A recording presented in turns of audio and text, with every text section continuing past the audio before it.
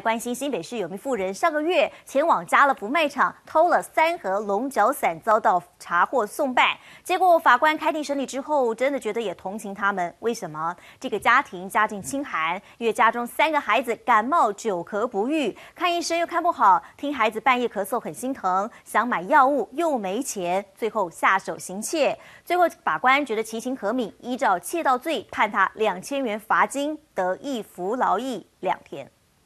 我也跪下来求里面的主管说，请可不可以看在我是因为小子人不舒服偷龙角散，原谅我。手上拿着龙角散，不断重复说自己很后悔。这名29岁的妇人就是到大卖场偷药的可怜母亲。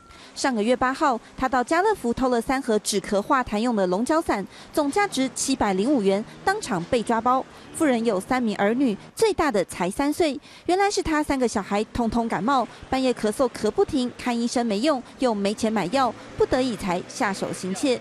实地来到他顶楼加盖公寓住处，一家5口挤在5坪大的空间，简陋狭窄，还有怪味道。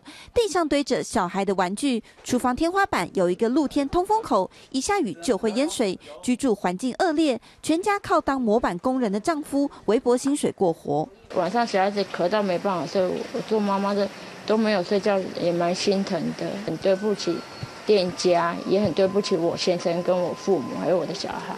再怎么做，再怎么累死我也会把小孩子养大，怪我无能啊！他没有跟我开口要钱啊。社工带着一大堆尿布、泡面和饮料到妇人家中探视。由于妇人属于低收入户，社会局每个月提供13000元补助和健保费减免，但3名小孩还太小，吃喝生病都要花钱，根本不够用。这拢带囡仔的用品啦，吼，阮是低收入户吼。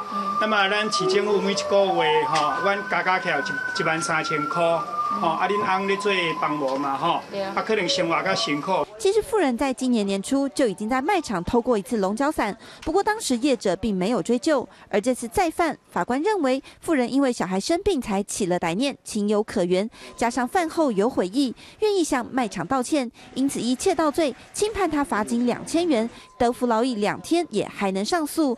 而龙角散厂商看妇人家境清苦，也表达愿意捐款的意愿，希望他们一家人能渡过难关，好好过日子。1电视记者陈思玲、赖伟胜新北市报道。